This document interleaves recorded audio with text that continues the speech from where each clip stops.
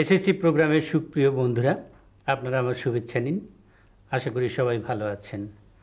আজকে আমি গণিতের লসাগু এবং গসাগু নিয়ে আলোচনা করব। কিভাবে লসাগু নির্ণয় করতে হয় এবং গসাগু নির্ণয় করতে হয় সহজভাবে এটা বুঝাবার চেষ্টা করব আমি। এই লসাগু এবং গসাগু বোঝার জন্য কয়েকটি কথা বিশেষভাবে মনে রাখা দরকার। সে হচ্ছে একটি মৌলিক সংখ্যা। মৌলিক সংখ্যা আপনারা হয়তো বা জানেন যে এমন সংখ্যা যাকে শুধুমাত্র ওই সংখ্যা দিয়ে ভাগ করলে এবং এক দ্বারা ভাগ করলে মিলে যেতে পারে। আবার ধরুন গুণনীয়ক। গুণনীয়ক হচ্ছে যদি কোনো সংখ্যাকে অপর একটি সংখ্যা দ্বারা নিঃশেষে ভাগ করা যায় তাহলে দ্বিতীয়টিকে প্রথমটির গুণনীয়ক বলে।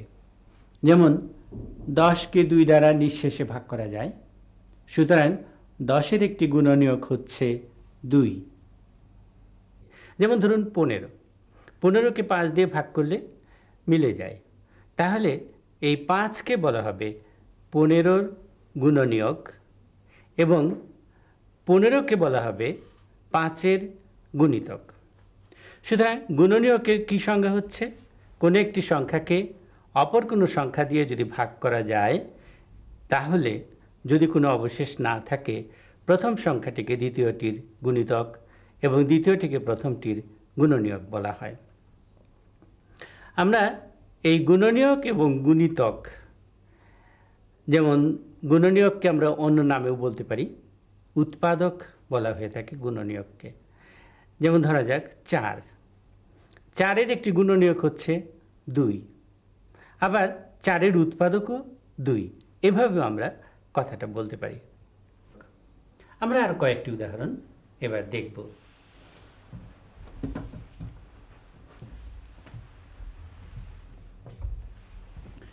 যেমন 3 একটি সংখ্যা, এর গুণিতক হচ্ছে অনেক হতে পারে। যেমন অনেক যেহেতু সেই জন্য আমরা 3-এর গুণিতকের সেট বলতে পারি। কতগুলো হতে পারে? 3 হতে পারে, 6 হতে পারে, 9 হতে পারে, 12 হতে পারে, 15 হতে পারে। এরকম অনেকগুলো সংখ্যা আমরা লিখতে পারি। আবার ধরা যাক 4 একটি সংখ্যা যার গুণিতকের সেট হতে পারে 4, 8, 12, 16, 20 ইত্যাদি। এই ধরনের অনেকগুলো সংখ্যা হতে পারে। আর একটি সংখ্যার কথা বলি, 6-এর গুণিতকের সেট হতে পারে 6, 12, 18, 24। শিক্ষার্থী বন্ধুরা, এখানে একটু খেয়াল করে দেখুন যে যেসব সংখ্যাগুলোকে এখানে লেখা হয়েছে তাদের সবাইকেই কিন্তু 3 দিয়ে ভাগ করা যেতে পারে, কোনো অবশেষ থাকে না। বা নিচের সারিতে যে সমস্ত সংখ্যা লিখেছি তাদের সবাইকে 4 দিয়ে ভাগ করা যেতে পারে। তারপরের সারিতে যাদেরকে লেখা হয়েছে সবাইকে 6 দিয়ে ভাগ করা যেতে পারে। এখানে যেসব গুণিতক লেখা হয়েছে তার মধ্যে 12কে দেখা যাচ্ছে সব সারিতেই আছে। আমরা এই 12কে বলে থাকি একটা সাধারণ গুণিতক বা কমন, আমরা ইংরেজি শব্দটা ব্যবহার করে থাকি। আপনারা নিশ্চয়ই কমন শব্দটার সঙ্গে সবাই পরিচিত। এখানে 12 গুণিতকটি হচ্ছে কমন। তাছাড়াও আরও গুণিতক আছে, 15 আছে, 16 আছে, 18 আছে, এইরকম আরও থাকবে এখানে। তো তার ভিতরে সবচেয়ে ছোট যে গুণিতকটি যা সবার ভিতরে আছে সেটাকে আমরা বলতে পারি লঘিষ্ঠ। লঘিষ্ঠ শব্দটির অর্থ হচ্ছে ক্ষুদ্রতম, যার চেয়ে ছোট আর হয় না, সবচেয়ে ছোট এটাকে বলা হয়ে থাকে। এর চেয়ে ছোট এখানে নেই। তাহলে আমরা লসাগু শব্দটির অর্থ একবার চিন্তা করি। লসাগু হচ্ছে লঘিষ্ঠ সাধারণ গুণিতক। এখানেও দেখতে পাবেন আপনারা লঘিষ্ঠ সাধারণ গুণিতক লসাগুকে আমরা বলে থাকি। লঘিষ্ঠ সবচেয়ে ছোট, আমি একটু আগেই বলেছি, এবং সাধারণ হচ্ছে যা সবগুলোর মধ্যে থাকে, যেমন এখানটায় 12। আর গুণিতক হচ্ছে এরাই হচ্ছে 3-এর গুণিতক, এরাই হচ্ছে 4-এর গুণিতক, এরাই হচ্ছে 6-এর গুণিতক। সুতরাং আমরা এখানে 12কে বলতে পারি লঘিষ্ঠ সাধারণ গুণিতক, বা সংক্ষেপে এক কথায় বলতে পারি লসাগু। লঘিষ্ঠ সাধারণ লসাগু, বা এখানে 12কেই আমরা সেই লঘিষ্ঠ সাধারণ লসাগু বলতে পারি আমরা। এই লসাগু নির্ণয়ের কয়েকটি পদ্ধতি আছে, তার মধ্যে একটি হচ্ছে পর্যবেক্ষণ পদ্ধতি। দেখে দেখে লসাগু বুঝতে পারা যায়। আরেকটা হচ্ছে উৎপাদকের সাহায্যে, উৎপাদক করে।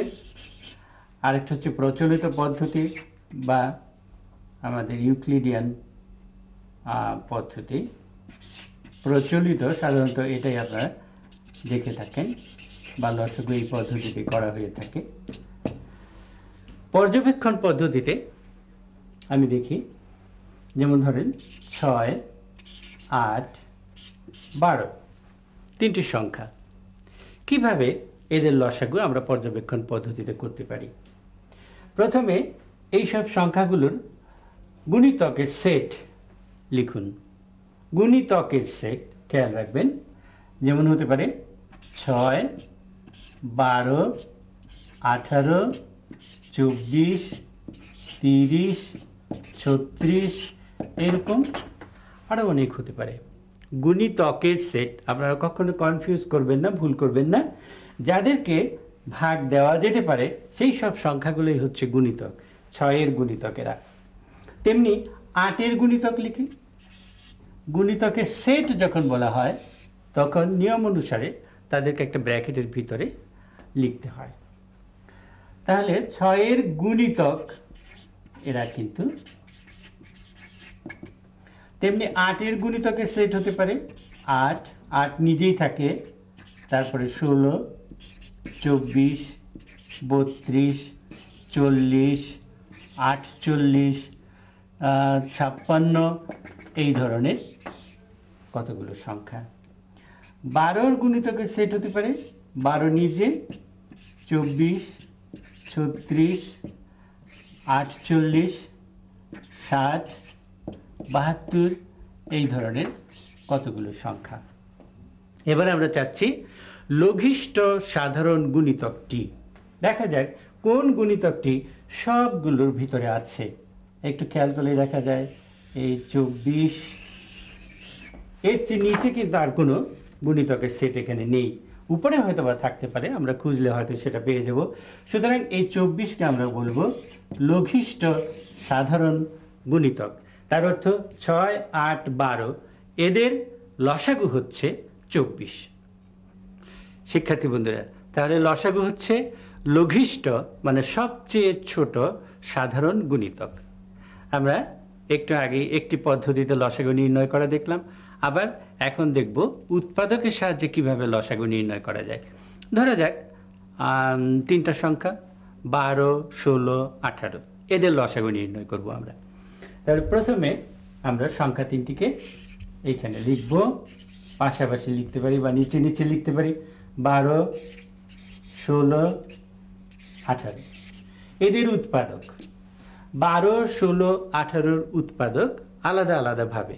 শিক্ষার্থী বন্ধুরা, আপনারা যদি মুখে মুখে মনে মনে উৎপাদক বের করতে পারেন তো ভালো। যেমন ধরেন 12 উৎপাদক হতে পারে, মৌলিক উৎপাদক মনে রাখবেন সবসময়, 2, 2, 3। 12 উৎপাদক 2, 2, 3। অসুবিধা যদি হয় কারো, তাহলে আপনারা 12কে এখানে লিখবেন পাশে, লিখে প্রথমে 2 দিয়ে ভাগ দিন, এটা এক ধরনের ভাগ।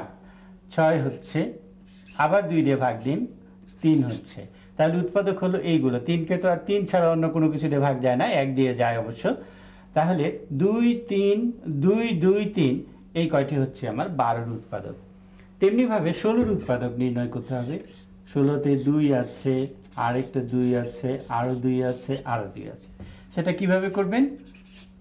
সেটাও অসুবিধা হলে এইভাবে ভাগ করে করবেন। আবার 2 দিয়ে যায়, আবার 2 দিয়ে যায়, আবার শেষে গিয়ে 2 থাকলো। এইভাবে উৎপাদক আমরা বের করতে পারি। 18 উৎপাদক হবে, 2 দিয়ে যাবে, 2 দিয়ে ভাগ করলে 9 হয়। 9কে তো আর 2 দিয়ে ভাগ যায় না, 3 দিয়ে যাবে। 3 ত্রিক্ষে 9, অর্থাৎ 2টা 3 আসবে। শিক্ষার্থী বন্ধুরা, আমরা এইভাবে আগে উৎপাদকগুলো লিখব, পাশাপাশি সংখ্যার পাশাপাশি উৎপাদকগুলো লিখব। এরপরে আমরা দেখি একটু খেয়াল করে, 2 যে মৌলিক উৎপাদকটা, তা সর্বাধিক 4 বার আছে 16তে, আর 3 সর্বাধিক 2 বার আছে 18তে। সুতরাং লসাগু হবে, নির্ণয় লসাগু হবে 2 যে কয়বার আছে সব কটি 2 নিতে হবে, সবচেয়ে বেশি যতবার আছে তা নিয়ে নিতে হবে, এবং 3ও যে কয়বার আছে বেশিবার তা নিয়ে নিতে হবে। তাহলে এরপর ধারাবাহিক গুণ করে দিন। 2, 2 দুগুণে 4, 4 দুগুণে 8, 8 দুগুণে 16, 3, 9 16 144, গুণফল হচ্ছে 144। সুতরাং লসাগু হবে 144। এখানে একটা জিনিস খেয়াল করবেন যে প্রতিটি সংখ্যায় যেসব মৌলিক উৎপাদকগুলো আছে তারা অন্ততপক্ষে সেই কয়বার তো থাকবেই। যেমন 2 এখানে 2 বার আছে, লসাগুতে 2 ওই 2 বার তো কমসে কম থাকবেই, তারপরে আরও বেশিবারও থাকতে পারে। 16তে 4 বার আছে, এটাই সর্বাধিক, সেটাও আছে। 18তে 2 একবার আছে, সেটাও আছে। আবার 3 এখানে 2 বার আছে, তাও এখানে আছে। এইভাবে আমরা উৎপাদকের সাহায্যে লসাগু নির্ণয় করতে পারি। আরেকটি পদ্ধতি হচ্ছে প্রচলিত পদ্ধতি, যেভাবে আমরা লসাগুটা করে থাকি সাধারণত। ধরুন না, এই কয়টা সংখ্যাই 12, 16, 18, না হয় আরেকটি সংখ্যা নেব আমরা 12। সংখ্যাগুলোকে কমা দিয়ে দিয়ে পাশাপাশি সারিবদ্ধভাবে লিখুন, 12, 18, 16 এবং ধরুন আরেকটি সংখ্যা নিলাম 24। পাশাপাশি কমা দিয়ে দিয়ে এরকম এক সারিতে লিখে যান। এরপর এদের নিচ দিয়ে একটা রেখা টানুন এরকমভাবে। এখন কয়েকটি মৌলিক সংখ্যা চিন্তা করুন, 2, 3, 5, 7, 11। এইসব মৌলিক সংখ্যাগুলো দিয়ে এদের কোনো একটা দিয়ে এদেরকে ভাগ দেবার চেষ্টা করতে হবে। ভাগের সময় মনে রাখতে হবে কমপক্ষে 2টিকে যেন ভাগ করা যায় এমন মৌলিক সংখ্যা দিয়ে আপনি ভাগ করবেন। তাহলে 2 এর কথা চিন্তা করি আমরা প্রথমে। 2 দিয়ে 12 কেউ যাবে, 16 কেউ যাবে, সবগুলিকে যাবে। সুতরাং 2 দিয়ে দিই আমরা। এখানে ভাগ করলে হচ্ছে 6, 8, 9, 24, 12। 12 দুগুণে 24 হয়, ভাগ যায়। আবার আমরা 2 দিয়ে ভাগ দিতে পারি, কারণ এখানেও কম 3টি আছে যা 2 দিয়ে ভাগ যাবে। 3 দুগুণে 6, 4 দুগুণে 8, 9 যাচ্ছে না ভাগ, সুতরাং এটা 9 9ই নামবে। এখানে অবিভাজ্য যে সমস্ত সংখ্যাগুলো তাকে নামাতে হবে, এবং 6 দুগুণে 12। দেখুন খেয়াল করে 2 দিয়ে আরও 2টা যেতে পারে, সুতরাং আরও একবার ভাগ দিই। এটা 3কে যায় না, অবিভাজ্য, সুতরাং 3ই নামবে। এখানে 2 হচ্ছে, 9 যাচ্ছে না ভাগ, 9ই নামবে, এবং এখানে থাকছে 3। এবারে 3 দেখা যাচ্ছে, 3 দিয়ে যায়, এটা এটা এটা 3 দিয়ে যায়, সুতরাং 3 দিয়ে ভাগ দেওয়া যাক। এখানে হচ্ছে 1, 2 ভাগ যাচ্ছে না, 2 নেমে গেল, এখানে 3 নামলো এবং 1 নামলো। শিক্ষার্থী বন্ধুরা, এখন দেখুন যেগুলো অবশেষ এখানে থাকলো সবাই মৌলিক সংখ্যা, 1 2 3 মৌলিক সংখ্যা, এগুলিকে আর কোনো উৎপাদক দিয়ে মৌলিক সংখ্যা দিয়ে আমরা ভাগ করতে পারি না। এখন এদের লসাগু হবে, আপনারা জানেন যে এই সব ভাজকগুলো, এরা ভাজক, এইগুলো ভাগফল এবং অবিভাজ্য সংখ্যা, এদের ধারাবাহিক যে গুণফলটা সেটাই হবে নির্ণেয় লসাগু। 1 লিখবার দরকার নেই, কারণ আপনারা জানেন 1 দিয়ে কোনো কিছুকে গুণ করলে সেই সংখ্যাই হয়। তাহলে গুণফল হবে এখানে 2 2 দুগুণে 4 4 দুগুণে 8 8 8 3 8 24 24 দুগুণে 48 48কে 3 দিয়ে গুণ করুন, 3 8 24 3 4 12 আর 2 14 144 হচ্ছে কিনা। আবার এদিক থেকেও গুণ করে দেখতে পারেন, 3 দুগুণে 6 3 6 18 18 দুগুণে 36 36 দুগুণে 72 72 দুগুণে 144। তাহলে এইটি হচ্ছে প্রচলিত পদ্ধতি, সাধারণত এইভাবেই আমরা লসাগু নির্ণয় করে থাকি। শিক্ষার্থী বন্ধুরা, এতক্ষণ কিভাবে লসাগু নির্ণয় করতে হয় তা আমি দেখালাম। আপনারা বারে বারে অনুশীলন করলেই এই জিনিসগুলো সহজ হয়ে যাবে আপনার কাছে। এবার গসাগু নিয়ে আলোচনা করি। গসাগু হচ্ছে গরিষ্ঠ সাধারণ গুণনীয়ক। আগে লসাগু কিন্তু ছিল লঘিষ্ঠ সাধারণ গুণিতক। গুণিতক হচ্ছে যাকে ভাগ করা হয় সেটা গুণিতক, আর গুণনীয়ক হচ্ছে যা দিয়ে ভাগ করা হয়। গরিষ্ঠ সবচেয়ে বড়, সাধারণ কমন এবং গুণনীয়ক উৎপাদক। দেখা যাক আমরা কয়েকটি সংখ্যার গসাগু নির্ণয় করতে চেষ্টা করি। ধরা যাক দুটো সংখ্যা 12 এবং 30। উৎপাদক দুইভাবে, গসাগু দুই ভাগে করা যেতে পারে, দুইভাবে করা যায়। একটা হচ্ছে উৎপাদকের সাহায্যে, আর একটা হচ্ছে ভাগ প্রক্রিয়ার সাহায্যে। প্রথমে দেখি উৎপাদকের সাহায্যে। তাহলে সংখ্যা দুটিকে উপরে নিচে লিখে নিন, 12 এবং 30। লসাগুতে যেভাবে উৎপাদক নির্ণয় করা হয়েছে এভাবে এখানেও ঠিক সেইভাবে করব। যেমন 2 2 3, 2 2 3 উৎপাদক হলো। যদি অসুবিধা হয় আপনারা ওইভাবে ভাগ করে দেখবেন। 2 দিয়ে দিলেন, 6 দুগুণে 12, আবার 2 দিয়ে দিন, 3 হলো। 2 2 3, এই হচ্ছে 12 এর উৎপাদক, বা 12 এর গুণনীয়ক হচ্ছে 2 2 3। এবার আসে যাক 30-এর। 30-এর ভিতরে নিশ্চয়ই একটি 2 আছে, তারপরে 3 আছে, 3 দুগুণে 6 হলো, আর কত লাগবে? আর 5 যদি আমরা দেই তাহলে 30 হয়ে যাবে। তার মানে 30-এর উৎপাদক 2 3 5, অথবা বলতে পারি 30-এর গুণনীয়ক হচ্ছে 2 3 5। এবার আমরা দেখব গরিষ্ঠ সাধারণ গুণনীয়ক নির্ণয় করাটা। এই যে 2 সেট আমরা উৎপাদক নির্ণয় করলাম এখানে, এর ভিতরে যেগুলি সাধারণ আছে সেটা এখানে নিতে হবে।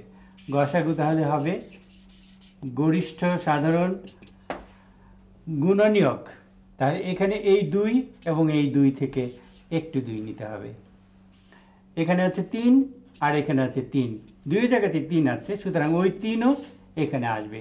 বাকি রইল আরেকটা 2 এবং আরেকটা 5, যা নাকি সাধারণ নয়, 2 সেটের ভিতরে কমন নেই এটা, সুতরাং ওদেরকে আমরা নিতে পারবো না, ওগুলি বাদ।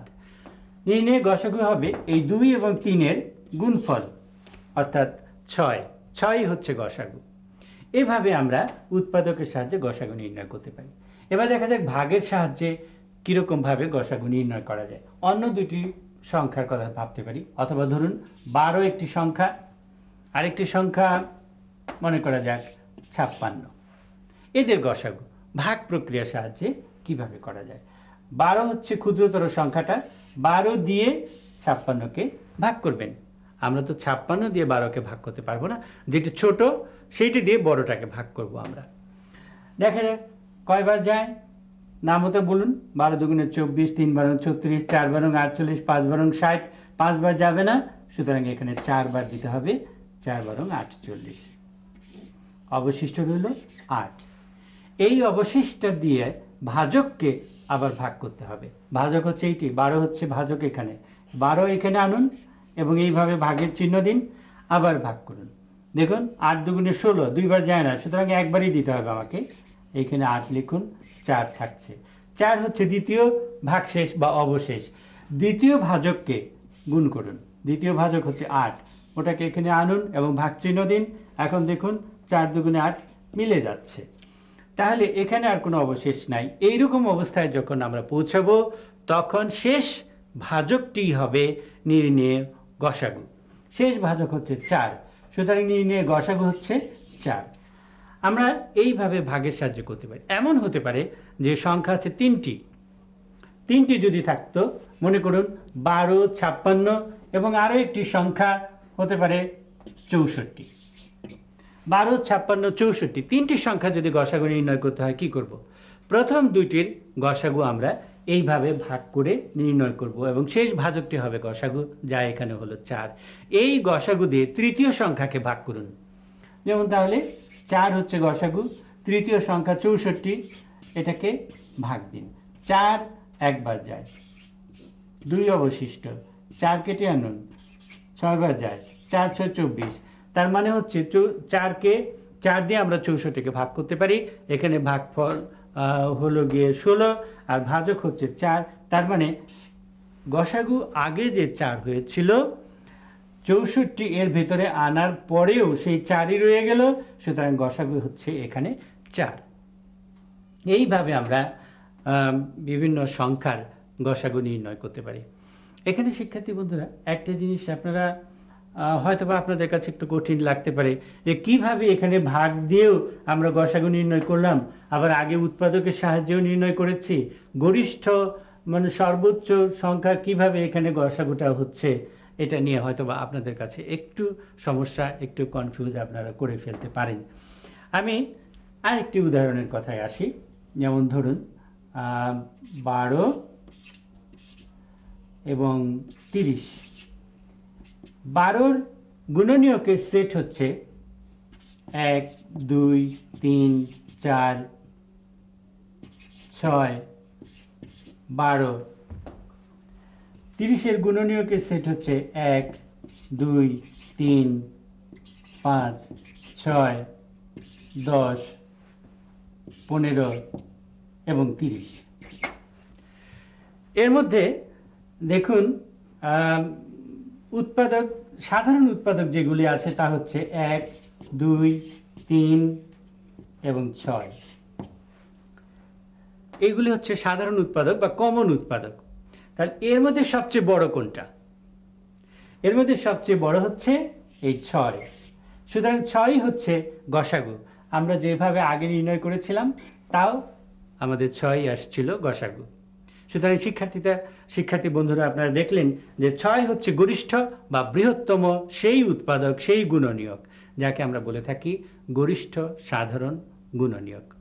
শিক্ষার্থী বন্ধুরা আপনারা তাহলে কিভাবে লসাগু নির্ণয় করতে হয়, আমরা 3টা পদ্ধতি বলেছি সেখানে, যে পর্যবেক্ষণ দ্বারা, উৎপাদকের সাহায্যে এবং প্রচলিত লসাগু করার পদ্ধতিতে। গসাগু করলাম 2টা পদ্ধতিতে, একটা উৎপাদকের পদ্ধতিতে আর একটা হচ্ছে ভাগ পদ্ধতিতে। আপনাদের কাছে যে পদ্ধতিটা সহজ মনে হবে সবচেয়ে, আপনারা সেই পদ্ধতিতেই বারে বারে লসাগু এবং গসাগু করবেন, অনুশীলন করবেন, অনেক অনেক অঙ্ক করতে হবে, যার ফলে আপনাদের লসাগু দেখবেন আর লসাগু গসাগু কোনোটি আপনাদের কাছে কঠিন মনে হবে না, এবং লসাগু গসাগু সংক্রান্ত অন্যান্য যে সমস্ত সমস্যা আছে তাও আপনারা খুব সহজেই সমাধান করতে পারবেন। শিক্ষার্থী বন্ধুরা তাহলে আপনারা আরও ভালো করে লেখাপড়া করুন, এই আশা নিয়ে আজকের অনুষ্ঠান এখানেই শেষ করছি। ধন্যবাদ।